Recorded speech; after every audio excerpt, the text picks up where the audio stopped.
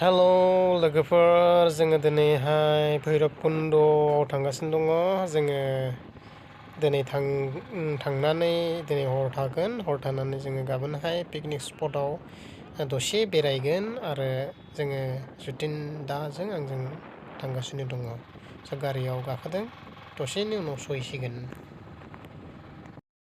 Hi guys so जाय picnic स्पटखौ आङो YouTube एबा माखासे YouTubeफ्राव नायनानै फेसबुकफ्राव नायनानै नुयोमोन दिनै आङो बे जायगायाव फैदों भैरबकुन्द पिकनिक स्पट आङो मैयाहाय फैनायमोन दिनै आङो बे पिकनिक स्पटआवहाय फैनाय जादों बे पिकनिक स्पटनि माखासे नुनायफोरखौ नोंसोरबो नायलांदो आंनि भिडिअ जेबायदि फारि फारि नायलांबाय थादों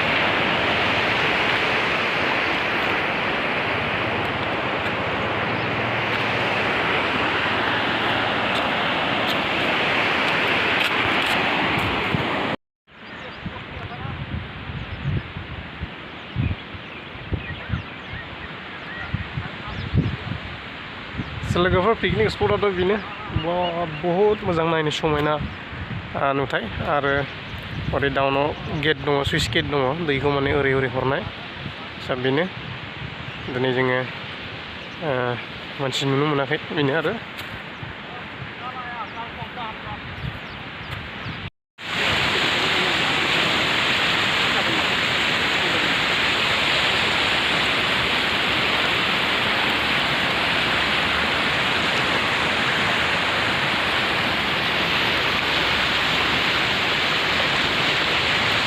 आंनि आगदा आथिंथिं दङ अरुणाचल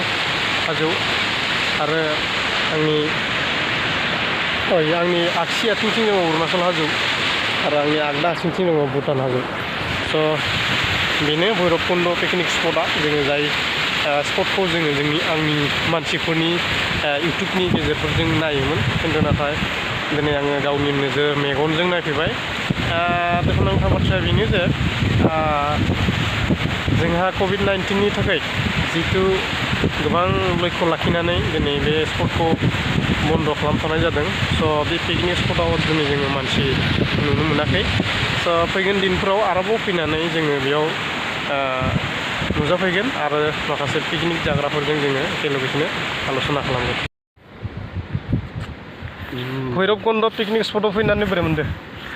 भैरबकुन्द पिकनिक स्पटआव फैनानै ना नुफेरा आसरित माने सोमोनांथाव मोजां मोनदों बहुत मोजां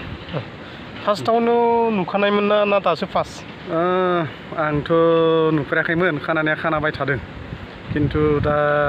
प्रथम आं नुबाय माने नायबाय गिदिंबाय माने आसरित माने सोमोनांथाव मोनसे जायगा आरो बेनो फार्स्ट टाइम आरो जोङो पिकनिक स्पटआव नायब्ला नुयो दिनै जोङो सासे मानसि बे स्पटआव नुवाखै बिनि बेलायाव मा बुंगोन दा बर्तमान माने खुब दुखुनांथाव आरोखि मोनसे पिकनिक स्पट बहुत मानसि नुनांगौमोन खिन्थु दा बर्तमान जितु अमिक्रननि मोनसे सम बेमाराबो माने मा खालायगोन दाथ' बेमारनि थाखाय मानसिया गावखौनो एसे रैखाथि होनानैबो थानांगोन ना बेनिखायनो दायो गभर्नमेन्टनि जितु SOP बे मथे माने रायजोफोरा गमा गैया बादा होबाय नालाय बेनिखायनो बेबायदि अबस्थायाव दं आरो दा मानसि नुनो मोनाखै तथापियाव बिनि गेजेराव आलासि जानायजोंनो जोंबो फैबाय नुबाय बिराद सन्तुष्ट आच्छा फार्स्ट टाइम फैदों ना फार्स्ट टाइम दिनै नुनानै मोजां नुबाय आरोबाव उन दिनावहाय फैगोन सानदों ना बोरै मा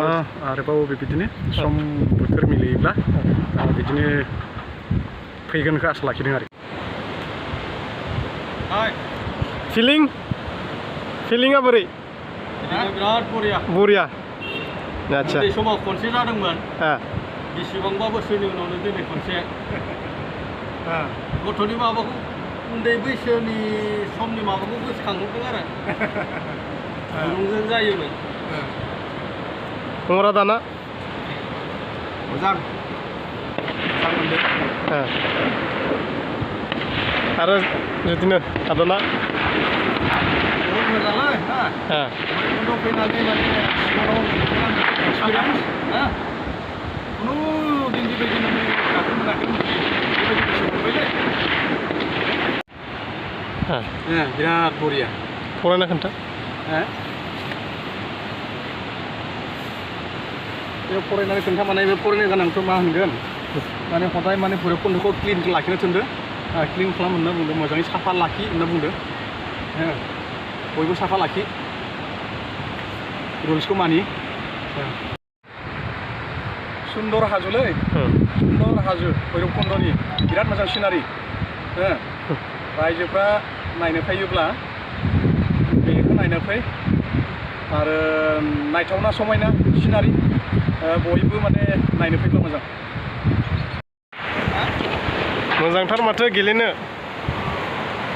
उन्दैयावथ' जोङो मोनाखै गेलेनो नाथाय दिनै बे भैरबकुन्द' पिकनिक स्पटआव फैनानै दसे आङो पिक क्लिप लाबाय मोजां गेलेनो उन्दैफ्रावथ' जोङो मोनफेराखैमोन नालाय दिनै गेलेनानै मोजां नांदों आरो वाला भुटान वाल आरो ना ये इन्डिया गेट भुटान वाल